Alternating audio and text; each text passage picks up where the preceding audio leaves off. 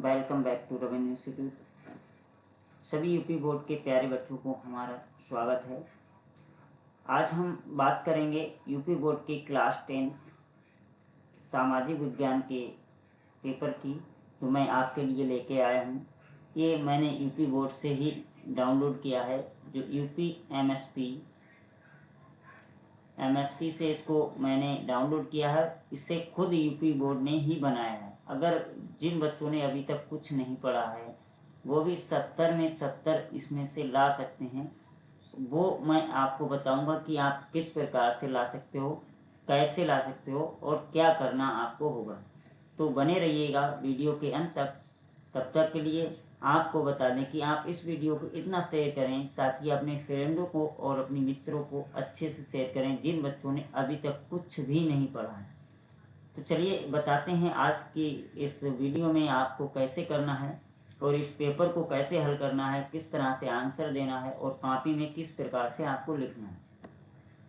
तो चलिए, क्योंकि अधिकतर क्या होता है यूपी बोर्ड की परीक्षा में बच्चों में तनाव बहुत अधिक होता है। उस तनाव को मैं कम करने के लिए इस वीडियो को लेकर आया हूँ, ताकि आप बड़ी आसानी से और बड़ी अच्छे से इसको लिख सकें कॉपी में और कर सकें। तो इसमें देखिएगा, ये समाज विज्ञान का पेपर है और इसमें जो समय मिलता है आपको वो 3 घंटे 15 मिनट समय मिलेगा, जिसमें कि आपको 15 मिनट परीक्षार्थी को प्रश्न पत्र पढ़ने के लिए दिया जाएगा। और इसमें 2 खंड होते हैं, खंड आ और खंड बा। 2 खंडों में विभाजित होता है। खंड आ में 20 अंक के जो भी बहुविकल्पीय प्रश्न होते हैं वो अपनी OMR शीट में आपको भरना होता है। अब इसमें OMR शीट में आपको क्या है, कोई कटिंग नहीं करनी है, ना कोई इरेज करना है और कोई ब्राइटनर का प्रयोग नहीं करना है। इसका मतलब आपको OMR शीट को बहुत सावधानी से भरना है, उसको सावधानी से फिल करना है। खंड बा में आपको 50 अंकों का मिलेगा, जिसमें वर्णनात्मक क्वेश्चन होंगे और मानचित्र से संबंधित कुछ प्रश्न ही मिलेंगे आपको। चलिएगा, तो आगे की बात कर लें कि आपको प्रश्न पत्र भी बड़ा मजबूती से इसको बांधना है, ठीक है, और बढ़िया से बांधना है। खंड आ में आपके जितने भी बहुविकल्पीय क्वेश्चन होते 20 नंबर के क्वेश्चन होते और 20 ही क्वेश्चन होते हैं। तो चलिए बिना किसी देरी के हुए आज का टॉपिक स्टार्ट करते हैं, आज की वीडियो। तो पहला क्वेश्चन है बेटा हमारा, फ्रांस की क्रांति के परिणाम। फ्रांस की क्रांति थी, उसके परिणाम आपको बताने हैं। तो इसके परिणाम इस प्रकार है कि पहला परिणाम आपको दिया हुआ है स्टेट जर्नल का नाम बदलकर नेशनल असेंबली कर दिया गया। ये तो बिल्कुल सही है, स्टेट जर्नल का नाम बदलकर नेशनल असेंबली कर दिया गया था।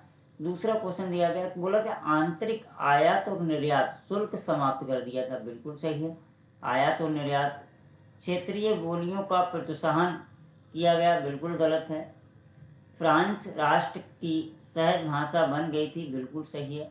इसका मतलब इसमें सी ऑप्शन इज राइट होगा, सी ऑप्शन इज राइट होगा। नेक्स्ट क्वेश्चन देखिएगा, नेक्स्ट क्वेश्चन हमारा दिया, निम्नलिखित में से नेपोलियन संहिता से संबंधित नहीं है।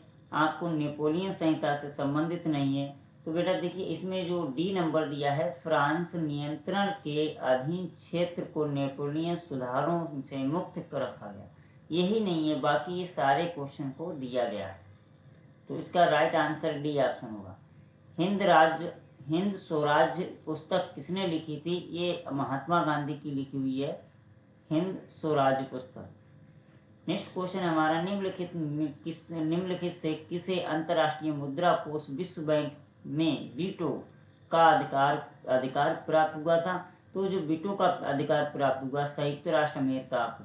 किसको? संयुक्त राष्ट्र अमेरिका को। नेक्स्ट क्वेश्चन है कि 1928 में से 1934 के बीच भारत में गेहूं की कीमत 50% गिर गई।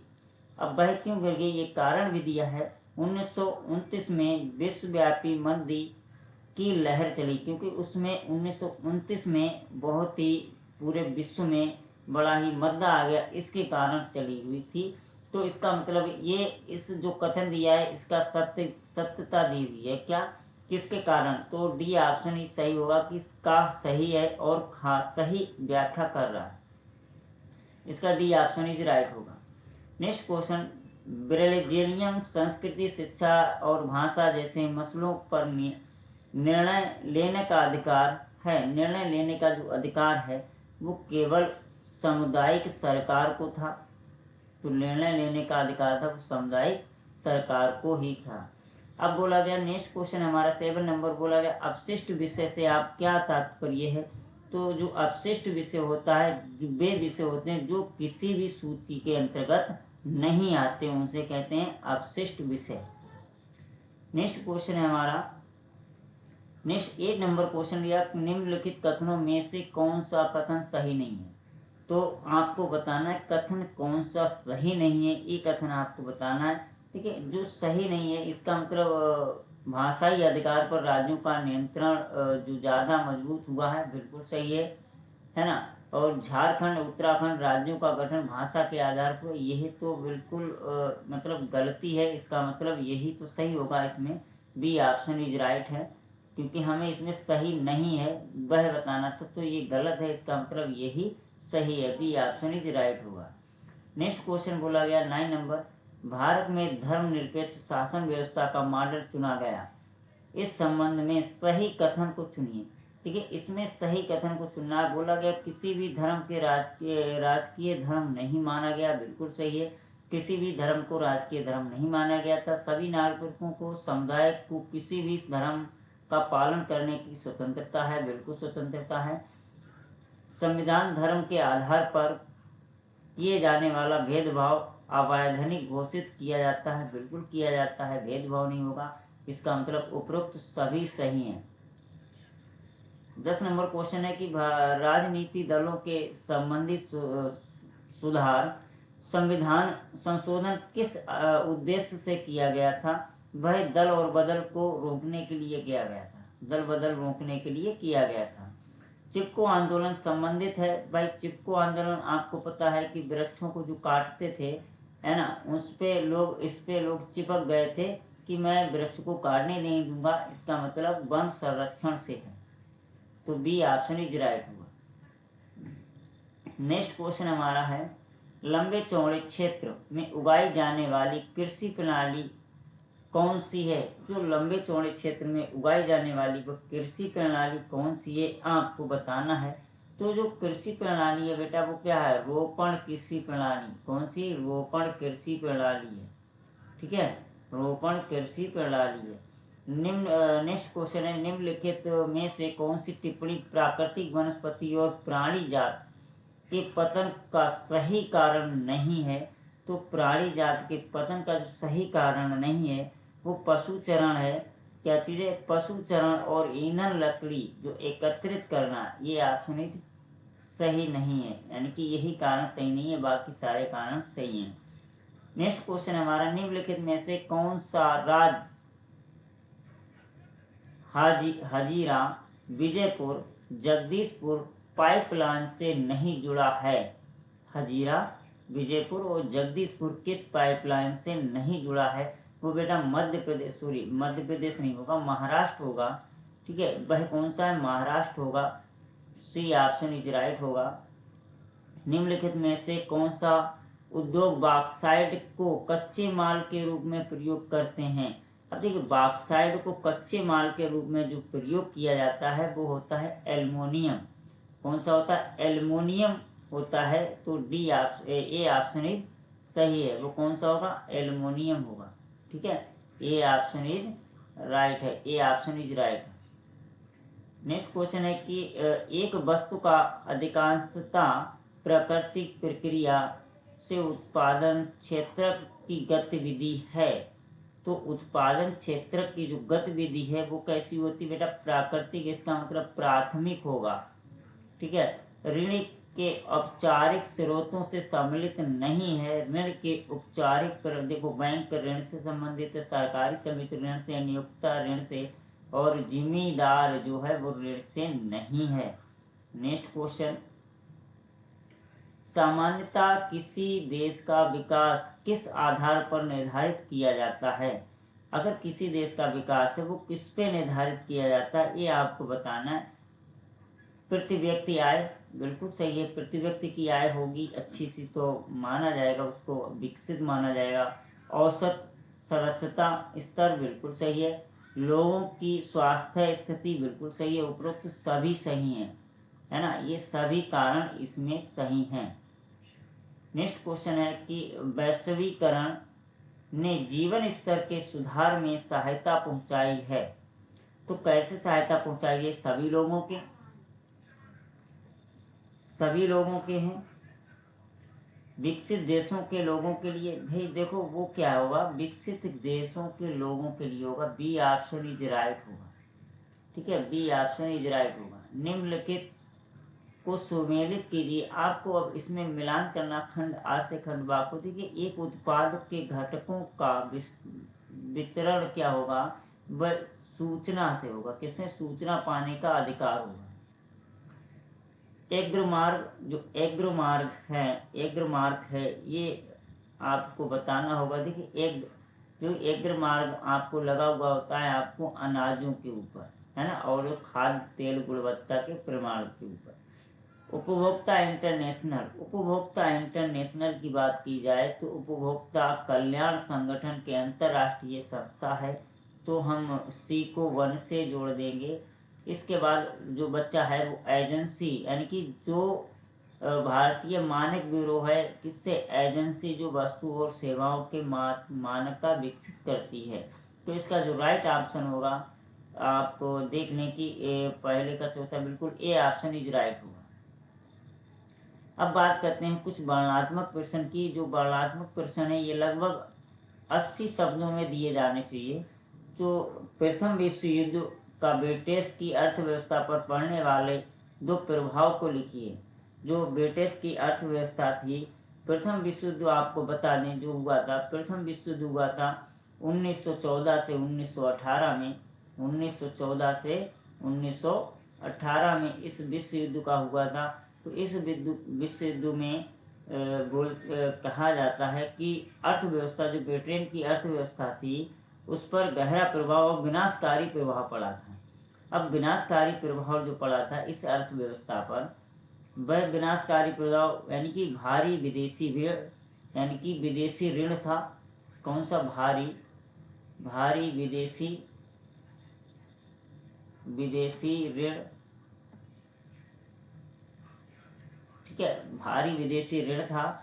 दूसरा जो प्रभाव पड़ा था वो भारतीय एवं जापानी प्रतिस्पर्धा पे पड़ा, क्योंकि युद्ध के दौरान ब्रिटिश उद्योग विश्व बाजार थी, विश्व बाजार की महंगाई पूरी नहीं कर पा रहा था, उसकी मांगे पूरी नहीं कर पा रहा था।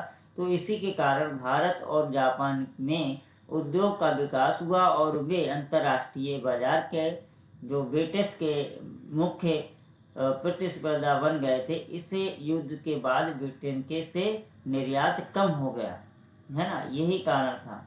19वीं सदी में मुद्रा संस्कृति के प्रयास महिलाओं पर पड़ने वाले 2 प्रभावों को लिखिए, अथवा में ये आपको 2 प्रभावों को लिखिए। देखिए महिलाओं पर क्या हुआ था, उनके आत्मनिर्णय, यानी कि महिलाओं में आत्मनिर्णय नहीं था। और दूसरी चीज यानी कि पाठन और पठान तक पहुंचना था, इसमें आत्मनिर्भर नहीं हो पा रहा था। दूसरी चीज लेखन और विचार की अभिव्यक्ति हो गई थी। ये 2 चीजें थी जिन पे प्रभाव पड़ा।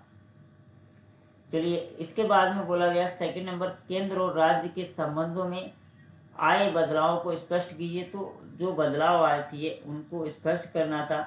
तो पहला बदलाव क्या था कि आपको राज्य जो केंद्र सरकार थी, केंद्र राज्य संबंधों से जो बदलाव भारतीय संघवाद से हुए थे, उनमें महत्वपूर्ण विशेषता ये थी कि 1990 के बाद के संबंध में निर्णय के रूप में लिया गया था। कब? 1990 के बाद में लिया गया था इसमें निर्णय। इसके दौरान आपको बताया जाए कि जो गठन हुआ था राजनीतिक का, वो उसका 90 से 90 में के बाद के केंद्र में बदल दिया गया था। और क्षेत्रीय दलों को, जो क्षेत्रीय दल थे उसके साथ मिलकर गठन सरकारों के दौरान शुरू हुआ। और दूसरी बात इसमें कि सत्ता में समझदारी थी। जो सत्ता जो थी उसमें समझदारी ये थी कि गठन की व्यवस्था ने ये सुनिश्चित किया कि केंद्र सरकार राज्यों की राय और शक्तियों का सम्मान करे। अब राज्य सरकार का बर्खास्त करने की केंद्रीय प्रवृत्ति पर जो लगा था, अंकुश लगा था, व उच्च न्यायालय के निर्णय में लिया गया था। नेक्स्ट क्वेश्चन है हमारा, नेक्स्ट क्वेश्चन है कि सत्ता के क्षेत्रीय विस्तृत, अच्छा यही क्वेश्चन कर चुके हैं। चलिए नेक्स्ट क्वेश्चन है, खनिज के संरक्षण हेतु किन किन प्रयासों की आवश्यकता है और क्यों है। ये आपको बताना है कि खनिज के प्रयासों की आवश्यकता क्यों थी और किस प्रकार थी, ये आपको बताना था। देखिए खनिज जो हैं उसमें रिसाइकिल करने के लिए, जिसे कहता है पुनः चक्रण करने के लिए, रिसाइकिल करने के लिए था, और दूसरा वैकल्पिक का उपयोग किया जा रहा था कि जो ऊर्जा के विकल्प हैं, नवीनीकरण ऊर्जा जिसे कहते हैं, उस जैसे सौर ऊर्जा, पवन ऊर्जा, ये नवीनीकरण ऊर्जा है, इनके लिए और विवेकपूर्ण उपयोग के लिए कि खनिज का इस्तेमाल वो क्या नियोजित किया जाना चाहिए और सत्ता के तरीके से किया जाना चाहिए, ये आवश्यकताएं थी। जैसे सीमेंट का भंडार है, समिति थी, ये सारी चीजें थी। इसके बाद बोला गया, दिन प्रतिदिन कृषि भूमि कम हो रही है, क्या आप इससे परिणाम की कल्पना कर सकते हैं? आज की दृष्टि में इसका कृषि पर क्या प्रभाव पड़ेगा? तो आज हम देख रहे हैं कि दिन प्रतिदिन कृषि पे क्या हो रही है, कम हो रही है, और उस पर बहुत सारी प्लॉटिंग्स वगैरह होने लगी।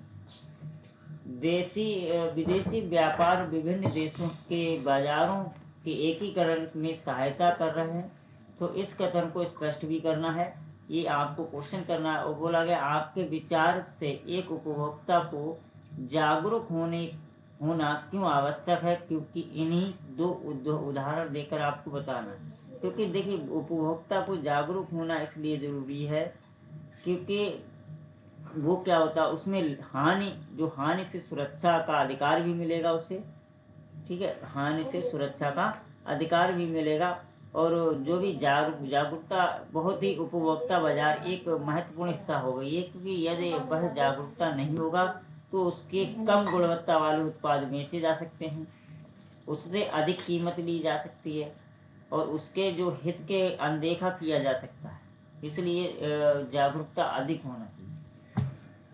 मारियान और जर्मनी कौन थे? जेमेनिया और मारियान कौन थे, ये आपको चित्रित किया गया है, उसका क्या महत्व है ये आपको बताना है। असहयोग कार्यक्रम को कब और किस अधिवेशन में स्वीकृति मिली थी? गांधी जी ने असहयोग आंदोलन को वापस लेने का फैसला क्यों किया था? देखिए असहयोग आंदोलन जो था, असहयोग आंदोलन जो था वो गांधी जी ने चलाया था 1920 में, ये गांधी जी के द्वारा हुआ था 1920 में असहयोग आंदोलन। अब असहयोग आंदोलन जो हुआ था वो कांग्रेस के कोलकाता अधिवेशन में हुआ था। कब हुआ था? कांग्रेस के कोलकाता अधिवेशन में, कोलकाता अधिवेशन में हुआ था, है ना।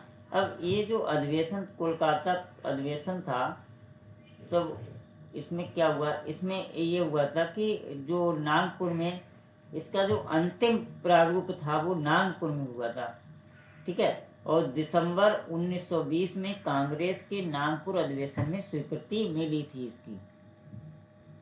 और इसमें आपको बता दें कि जो आंदोलन वापस लिया था, वह आंदोलन वापस लिया क्यों? क्योंकि असहयोग आंदोलन जो वापस लिया था वो वापस क्यों लिया था? क्योंकि असहयोग आंदोलन चोरी चोरा कांड जो हुआ था, चोरी चोरा कांड में महात्मा गांधी जी ने फरवरी 1922 में, तब फरवरी 1922 में इसको वापस लिया था। अब इसका मुख्य कारण ये था कि 5 फरवरी 1922 में उत्तर प्रदेश के चोरी चोरा गोरखपुर के पास में हुई थी, ये हिंसक घटना हुई थी। और हिंसक घटना का में ये हुआ था कि जुलूस पर पुलिस ने गोली चलाई थी, जिसके जवाब में भीड़ ने अपने पुलिस थाने को आग लगा दी, है ना। इसलिए उन्होंने, ये बड़ा हिंसक हो गया था, असत्य हो गया, जो गांधी जी को महसूस हुआ कि ये बहुत कुछ गलत हो गया, ऐसा नहीं होना चाहिए, तो इसलिए उन्होंने ये राष्ट्रीय आंदोलन से हिंसा के प्रवेश को रोकने के लिए तुरंत आंदोलन वापस ले लिया गया। लोकतंत्र से आप क्या समझते हैं? लोकतंत्र से, देखिए लोकतंत्र सरकार का एक ऐसा रूप होता है जिसमें लोगों द्वारा शासकों का चुनाव, यानी कि जो सरकार होती है वो लोगों के द्वारा चुनाव होता है। प्रसिद्ध परिभाषा अगर इसकी बोली जाए तो आप कह सकते हैं जनता का जनता के लिए और जनता के द्वारा शासन है। जनता का जनता के लिए जनता द्वारा शासन है, इसे कहते हैं हम लोकतंत्र शासन। इसके बाद बात करते हैं राजनीतिक दल का अर्थ स्पष्ट करना है। तो जो राजनीति दल हैं उनका अर्थ आपको बता दें। राजनीतिक दल का जो अर्थ है वो राजनीतिक दल लोगों का एक ऐसा समूह होता है जो एक समान विचारधारा के उद्देश्य पर सहमत होने या सत्ता हासिल करने के उद्देश्य से काम करते हैं ताकि वे देश के लिए अपनी नीति और कार्यक्रम को लागू कर सकें। ये राजनीति दल का अर्थ होता है। नेक्स्ट क्वेश्चन है हमारा, अगला क्वेश्चन, भूमि संस्था यानी कि भूमि संसाधन से आप क्या समझते हैं। देखिए भूमि संसाधन क्या होता है। भूमि से तात्पर्य इसका मतलब ये है कि जो प्राकृतिक संसाधन हैं, जो भी प्राकृतिक वनस्पति वनजीवी मानव जीवी है ना, जितनी भी गतिविधियां हैं, परिवहन संचारण प्रणाली जितनी भी हैं, ये सब क्या है सावधानी पूर्वक से उपयोग करना आवश्यक है। सरल शब्दों में कहें कि पृथ्वी की सतह जिस पर हम रहते हैं वह भूमि संसाधन है। आपको इसको थोड़ा और अच्छे से याद करके लिखना है। जल दुर्बलता क्या है। देखिए जल दुर्बलता को अगर बात करें कि जल दुर्बलता का तात्पर्य ये है कि पानी की कमी या ऐसा क्षेत्र में जहाँ पर पानी की मांग के मुकाबले आपूर्ति का कम होना, मतलब पानी की कमी होना दुर्बलता कहलाता है। जहाँ पर पानी की कमी होती वो दुर्बलता। इसका कारण क्या, बढ़ती जनसंख्या भी हो सकती है, अत्यधिक असमान उपयोग होना, जल प्रदूषण होना, वर्षा में कमी का होना, है ना, वर्षा कम होना, ये भी एक कारण हो सकता है। तो नेक्स्ट क्वेश्चन आपको बता दें, तृतीय क्षेत्र में गतिविधियां के उदाहरण दीजिए और स्पष्ट कीजिए कि तृतीय क्षेत्र किस प्रकृति प्रथम या द्वितीय क्षेत्र में विकास में सहायक हैं। अथवा में दिया है कि विकास के में ऋण भूमि का विश्लेषण करते हुए ऋण की 4 प्रमुख शर्तों का उल्लेख कीजिए। इसके बाद में आपको एक मानचित्र भरना है और मानचित्र वह स्थान, ये क्या दिया हुआ देख लें कि दिए गए मानचित्र में निम्न स्थानों को भरें। इसमें आपको हाफ नंबर मिलेगा, आधा नंबर, है ना, आधा नंबर मिलेगा। तो वह स्थान जहाँ पर सबने अभिज्ञा आंदोलन प्रारंभ हुआ था, यह आपको लिखना है। जहाँ पर ये प्रारंभ हुआ था वो आपको लिखना है। और ये मानचित्र है, इसको मानचित्र भर देंगे। तो सबसे पहले कहाँ हुआ था, ये गुजरात में दांडी में हुआ था। कहाँ, गुजरात में, ठीक है, ये कहाँ हुआ था, गुजरात में हुआ था। वह स्थान जहाँ जलियांवाला बाग हत्याकांड हुआ था, तो जलियांवाला बाग जो है वो अमृतसर में हुआ था, अमृतसर, ठीक है। फिर इसके बाद में वह स्थान जहाँ नील की खेती करने वाले किसानों ने आंदोलन किया था, तो नील की खेती जो करने वाले किसान थे वो बिहार चपरण के थे। चपरण बिहार में पड़ता है, ठीक है, चपरण है ये बिहार में है। असहयोग आंदोलन प्रारंभ हुआ, वह स्थान जहाँ असहयोग आंदोलन प्रारंभ हुआ था वह आपको कोलकाता और नागपुर अधिवेशन से संबंधित है। इसकी गतिविधियां मुख्य रूप से नागपुर से जो नागपुर था, नागपुर से ही इसकी जो गतिविधियां थी वो स्टार्ट हुई नागपुर से ही, और कोलकाता अधिवेशन में इसका गतिविधियां स्टार्ट हो गई थी जो भी होना था। फिर बोला गया कि वह स्थान जहां दिसंबर 1920 में कांग्रेस का अधिवेशन हुआ था, तो आपको मैंने बताया कि वह अधिवेशन कहाँ हुआ था, नागपुर में हुआ था 5 दिसंबर को, है ना, नागपुर में, ठीक है। इसका दोनों आंसर नागपुर होगा, ठीक है। चलिए नेक्स्ट क्वेश्चन है, इसमें एक कुछ भरने के लिए ये आपको भर लेंगे, ठीक है। भारत के तटीय स्तर पर पतन, इस तरह से चिन्ह बना देंगे। और उत्तर प्रदेश में स्थित परमाणु ऊर्जा कहाँ पर है, आपको चिन्ह लगा कर लिखना है, ठीक है। परमाणु ऊर्जा कहाँ पर है, ये सारी चीज़ें आपको करना है। इसमें बोला केवल दृष्टिबंधित छात्रों के लिए है ये, इसमें अंक दिए जाएंगे, ये वो लोग भरेंगे जो दृष्टिबंदी होते हैं। तो आपको अगर बता दें कि जो भारत में पश्चिमी तट है वो मुंबई है ना, मुंबई है पश्चिमी तट है, कांडला है, इसमें आपको भर सकते हो। और जो हमारी ऊर्जा का परमाणु ऊर्जा का केंद्र है वो नरोरा उत्तर प्रदेश है। कहाँ पर, नरोरा उत्तर प्रदेश। यहाँ पर देखिए ये मानचित्र है, यहाँ पर नरोरा उत्तर प्रदेश में है, ठीक है। तो आप इसको भर लेंगे अच्छे से, ये मानचित्र इसी प्रकार से आपको मिलेगा बोर्ड परीक्षा में। फिर इसमें बोला गया दक्षिण भारत की एक नदी है, तो दक्षिण भारत की जो नदी है वो कावेरी, कृष्णा, गोदावरी, ये दक्षिण भारत में है। कावेरी, कृष्णा, गोदावरी, ठीक है। और जो मैंने बताया था परमाणु ऊर्जा का जो केंद्र है वो नरोरा है। कौन सा, नरोरा है, ठीक है।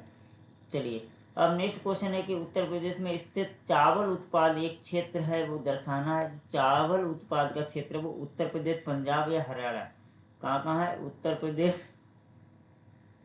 प्रदेश और पंजाब, है ना, उत्तर प्रदेश, ठीक है। उत्तर प्रदेश में बहुत चावल होता है, इससे ज़्यादा जो चावल होता है वो पंजाब में होता है, पंजाब में और हरियाणा में, ठीक है, हरियाणा में, ये आप लगा देंगे। Thanks for watching this video. मिलते हैं प्यारे बच्चों एक छोटी सी अच्छी सी नई वीडियो में, तब तक के लिए धन्यवाद।